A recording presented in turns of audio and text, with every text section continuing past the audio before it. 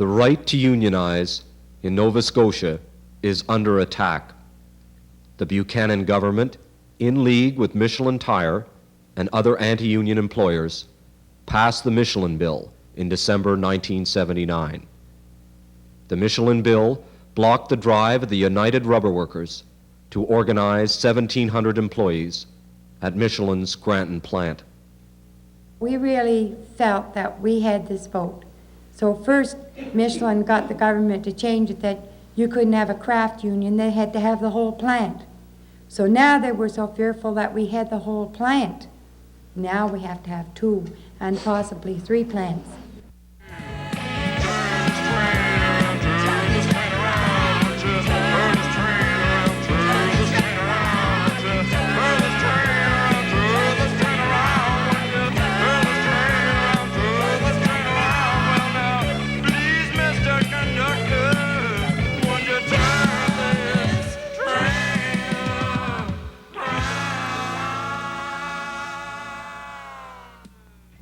The big push of foreign multinationals into Nova Scotia took place from 1961 to 1971.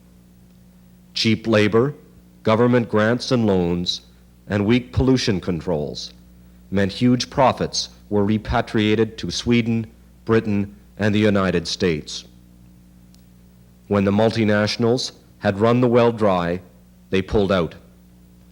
On Black Friday 1967, Hawker Siddeley of England announced it was closing the steelworks at Sydney, laying off 6,000 workers.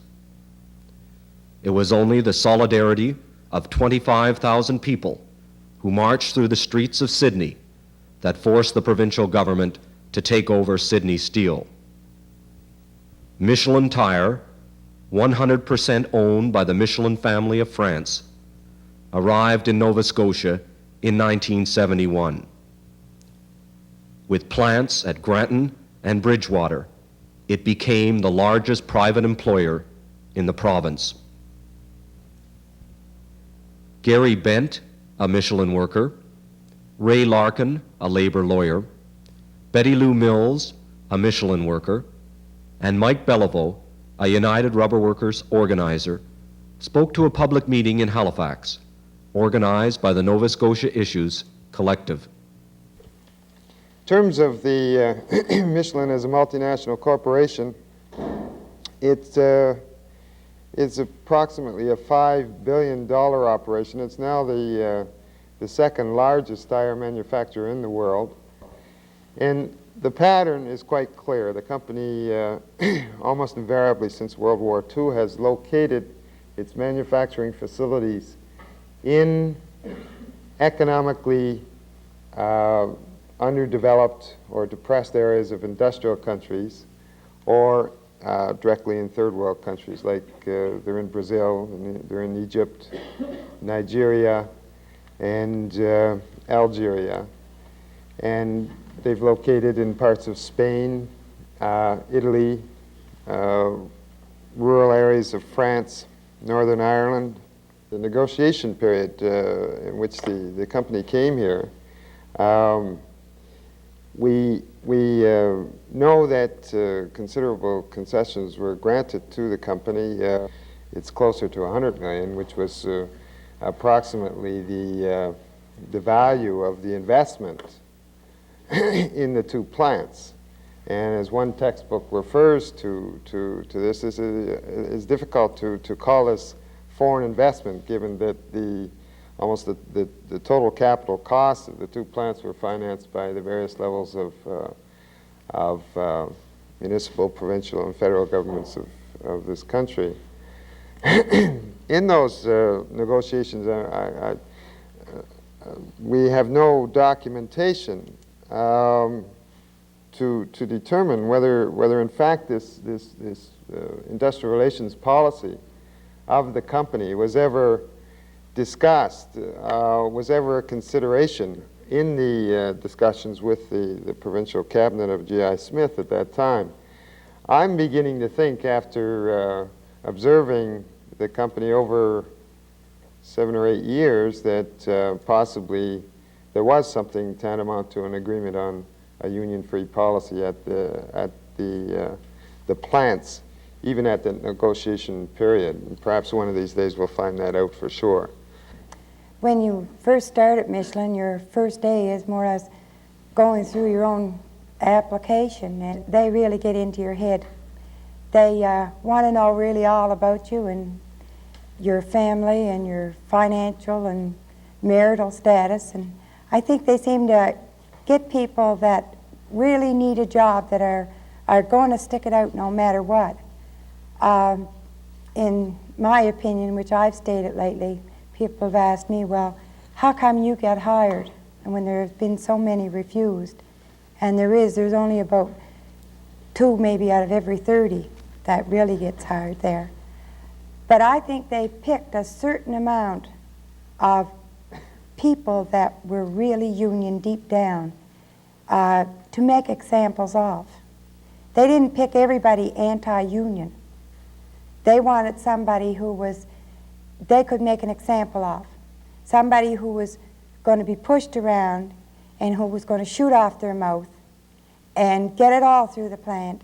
And then Michelin could push them around and say, look, this is what we've done to them because they've gone union. You think of union and that's what'll happen to you. As far as my job, I started out 7 years ago as a verifier, like an inspector, on the first part of the tire line, and I hurt my back. I felt it was because of the job I was doing it and the way I was doing it. I complained about that. Since that, they did change that position. I felt I should have been paid compensation, but the company said that I didn't fall and I wasn't hit with anything. Just because I was lifting in the wrong way, I shouldn't have put a disc out, apparently. We have a great sick program over there that if you get sick, right off the bat, the company keeps your checks coming. You get 66 2/3% every 2 weeks. If you fight for compensation like I did, I think that's where I rubbed the company the wrong way. I felt it should have been compensation. And I got in touch with legal aid, and they took a lawyer for me to the Workmen's Compensation Board. But the company kind of pulled a few raw deals as far as I'm concerned. The day you start, there's a file on you. Well, there's really 2 files. There's one you never see, it's over in the big office, but there's another one you can look at any time. And my file from the day I started work, when I fought the Compensation Board, my file was gone. It's completely disappeared. Conveniently, I would say, because I figure I had a good record. I consider myself a good worker at Michelin, and I don't think for any reason I should have been reprimanded, unless it's just my big mouth, because I do have plenty to say. I even stick up for maybe the person next to me. If people at Michelin are they're scared. They need their jobs. And so if Michelin pushes them around, they're just not going to buck them, because they know that if they do, they'll be out the door. I've been with Michelin, be 9 years in May. I started in Bridgewater. I spent about 4 years there. The remainder I've been in Granton. I think the thing that upsets me most about Michelin is the indignities that you suffer. You don't have any say in anything whatsoever. When people, they're scared to bring up problems or gripes or anything with the management, because in one particular instance where I brought up a gripe where we wanted a shift change, and they said whatever one plant has, the other plant can have. Everybody's treated equal. And the management personnel that I was talking to was not aware that I had worked in Bridgewater for 4 years. And I knew what was going on in Bridgewater. And because of they're such a distance apart, that you don't have any communication between employees. And I says, well then, since we can have what the other plant has, then what about the shift schedule they have in Bridgewater? And he said that they were working the same. And right then my foreman jumped on him and says, "Hold it, you better watch stuff." He worked in Bridgewater for 4 years. And, he says, then I explained to him the shift that they worked in Bridgewater, then we can have it here. He says, "Well, that is to be taken away from them. If it hasn't already been done, it'll be done shortly." Every person that applies are investigated in their own community. So that if you applied for a job in Bridgewater, you may depend that they have people on their staff who will come to your neighborhood and who will ask about you and who will find out about you. In addition to that, is, of course, the psychological processing that goes on in the plant itself. From day one, from the day of your reception into the plant, that's very important too. On day one, you're left with no question about union's position on union-free management. They consider it very important not to let anybody figure that there may be some ifs and buts about it. They want people to know very clearly. And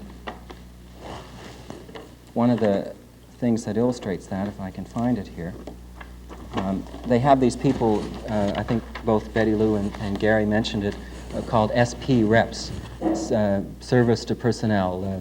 It's a French term. Now these people, one of their jobs is to orient people into the plant. So one of the things we got were their notes from those orientation sessions. There's 2 days at the beginning of the work thing. These are the man's notes. So there's a variety of things about shifts. They have a handbook they go through. They break for lunch. They have a suggestion program. But one of the things is called a discussion on unions, and this happens to every group. And what they do essentially, I could leave this for people to look at that had a particular interest in. They explain what unions are to their people. They explain about the AFL-CIO and the Canadian Labour Congress and the Nova Scotia Federation of Labour. They complain about collective agreements, what a sweetheart contract is, and a whole variety of things. And then they explain what Michelin's position is. They say, we feel, here his note says, Michelin feels it's in the best interest of the company and the employees to operate union-free. If this plant is to be unionized, it should be the wishes of the majority. We don't want people tricked into joining a union, therefore meetings, information, education. And then they go through one of these education sessions. And these people, as you can appreciate, are highly skilled. Basically, the technique that they use is they say, well, of course, there's advantages and disadvantages to having a union. So they get it up on the blackboard, and they ask everybody in the room to say, what are the advantages of a union? And write them all down. And what are the disadvantages? And they all know, of course, all the disadvantages of a union. And then the leader is able to say, well, do we need a union at Michelin, and go through all the advantages and show how they have all the advantages at Michelin. And then there's only the disadvantages left. This is as person has barely set their foot in the door, and the company is trying to convince them to identify with the company's interests almost entirely right from the beginning. Nova Scotian workers have fought long and hard for the right to have a trade union of their choice. Sydney steelworkers in 1923 struck against the wage cuts and the oppressive working conditions at the British Empire Steel Corporation. Federal troops and provincial police were sent by the government to Sydney to help the company smash the union. George McEachern, in 1937, organized the Independent Steelworkers Union of Nova Scotia. This union used the threat of the workers' vote at the polls in 1937 to force the Angus L. MacDonald government into passing the first Trade Union Act of any province in Canada. Trade union legislation should protect workers during an organizing drive. Nova Scotia's Trade Union Act, however, has been systematically weakened to suit the needs of Michelin Tire. The Reagan government changed the Trade Union Act to require a vote by the workers in every union application for certification, even when there were unfair labor practices committed by the company. The previous procedure had been automatic certification of the union when a majority of workers had signed union cards or when the company had committed unfair labor practices. These changes allowed the company to use anti-union pressure before and during the vote. The vote had to be in the plant. You didn't go on your own to vote. The foreman escorted them. Now what they said to them on the way up, I don't know. But they walked them right to the door where they went to vote, and they waited for them to come back out, and they walked them back to their jobs. In other words, dictatorship. when the URW started its drive in September of '77. So the drive got in gear in September. The radials were handed out at the gate. There were home visits by union supporters and by union staff. There was a plant committee of from 20 active to 50 who were active in supporting the union, trying to organize. And the company's response, of course, is to turn up the Muzak. The supervisor, Jean Gorst, began to issue very sophisticated, detailed statements putting forward the company's policy that went to management, the supervisors and above the rank of supervisor. On September 28th, the first salvo comes out. There's a variety of reasons why unions are terrible, and he says this. He says, "It is the absolute determination of Michelin and Michelin Canada to operate union-free." Another message is that the rubber industry is plagued with strikes. It's inevitable you'll be driven out on strike if you join the United Rubber Workers. This was a primary theme. Another theme is that the United Rubber Workers is bad. It's desperate. If unions are terrible and they're only after your dues and can't do any good, the URW is much, much worse because they're in league with the American companies to try to put Michelin out of business. Another theme was that if you get into collective bargaining, you're going to start from scratch. This $6 an hour you get now, $2.75 an hour is where we start in negotiation. So you can lose in collective bargaining. A whole variety of themes like that. These themes are pursued not simply through the foreman network, but they're expressed in a more simple, perhaps a more powerful form in letters to people's homes, so that the worker who has been receiving this message in the plant gets home and his family, it's got the same message in personal letters from Mr. Jean Gorst, that how terrible strikes are going to be. In an area that's sort of plagued by insecurity and difficulty, this is a powerful message to go into people's homes. The first application, we had to guess the number of people in that plant. There was no possible way of finding out. So we applied, hoping we had the 40%. After we were sitting on the polls and saw how many there were, and we knew we didn't have the 40%, we had to withdraw the application. So we worked very long and hard at that, not only in the plant, but on our off hours. We went visiting friends and spent hours talking to people and convincing them that we needed a union at Michelin. Then the second application, our count was held up because of the unfair labor charges. And it just seemed as if these kept dragging on. And out of these unfair labor charges, Michelin was definitely guilty. They were found guilty, but what did they get out of it? Cease and desist. I mean, we were allowed to solicit in the plant then. So this was great, you know. We lost the vote.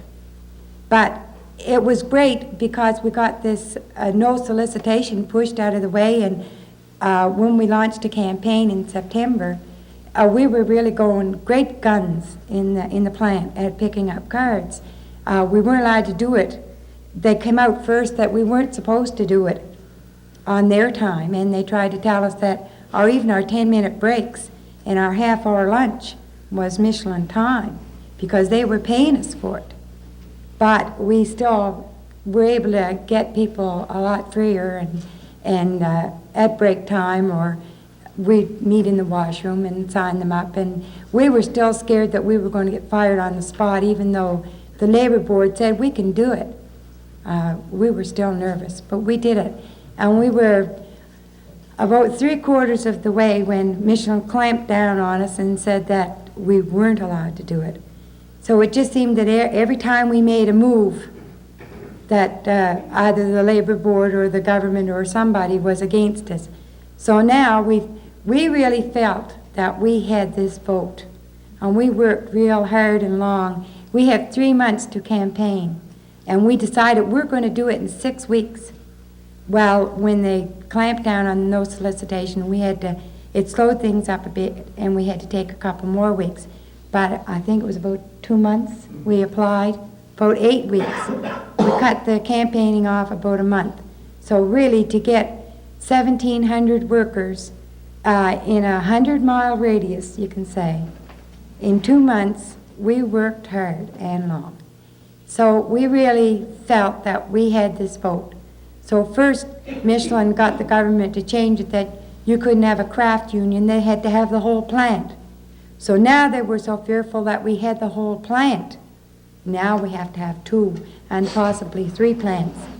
It appeared that the URW's October vote at the Granton plant would be successful. On December 3, 1979, Labor Minister Ken Stretch introduced the Michelin Bill. The bill was retroactive and forced workers of a company with 2 or more interdependent plants to form a single bargaining unit when seeking certification. The URW had organized just the Granton plant, however, and not at Bridgewater. The bill made the URW vote at the Granton plant invalid. The votes would not even have to be counted. Only one day after the Michelin Bill was introduced, Development Minister Roland Thornhill announced with the aid of banner headlines that Michelin Tire was thinking of building a 3rd plant in Nova Scotia. 2,000 jobs would be created. The response of the Nova Scotia Federation of Labor was to hold an emergency convention in Halifax. There, over 400 delegates voted for a plan of action that included work stoppages across the province if the bill was not withdrawn. On December 14th, the Labor delegates marched to the legislature.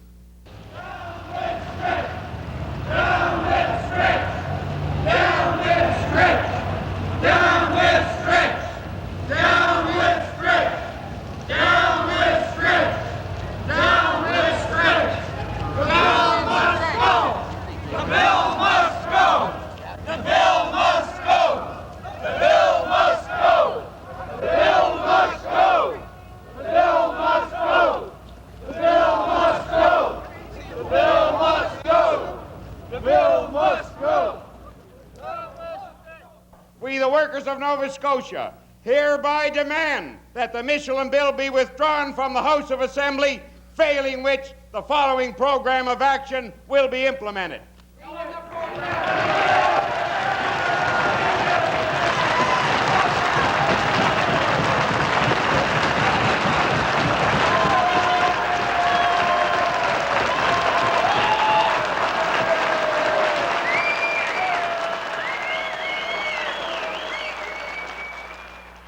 The union-busting alliance of Michelin Tire and the Buchanan government passed the Michelin Bill on December 28, 1979. There were no work stoppages organized by the Nova Scotia Federation of Labor to prevent the bill. They had pulled a general strike before that bill was passed. And there was a lot of places that would have stood behind us. Scott would have stood behind us. Hawker Sidley would have stood behind us. All they had to do was mention a strike, and they'd have been out. At the 1979 Nova Scotia Federation of Labor Convention, the Michelin Bill and layoffs at Sydney Steel were key issues. So how do we feel after working 3 campaigns, talking to people, trying to get them to lose their fear of Michelin, to stand on their own 2 feet, to fight for their rights? After all that, 4 years, URW needs the people in the plant to do the work, but we also need the support of the rest of Nova Scotia, like we needed the Nova Scotia support to fight the Michelin Bill, which we did have to an extent. But we're really down, because there's no way now we can get that bill changed, so we know we have to get 2 plants. So if we're going to have to go soon, before that 3rd plant is built. Because if you can't get 2, there's no way you're going to get 3. Maybe if we can all stick together, we can maybe buck Michelin again on their next bill passing. Because I'm sure if we go for the 3rd plant, then they'll come up with something else. If they think we've got Bridgewater and Granton in the next campaign, they'll come up with something else. And the government will bend over backwards. And I don't care what government is, whether it's conservative or liberal. I think somebody's getting their palm greased. The Michelin Bill became legislation as Labor entered the dirty 80s. Within 3 months, the multinational was rewarded with $45 million in public funds for their 3rd plant. This federal and provincial endorsement of union busting has induced the local business community to apply the act against other organizing attempts in the province. Workers' rights in Nova Scotia are being sold to induce further multinational investment. Without a militant, informed, and aggressive stand by the rank and file, 1984 will find the majority of people of Nova Scotia with less control over the workplace and their own destinies than they had 50 years ago.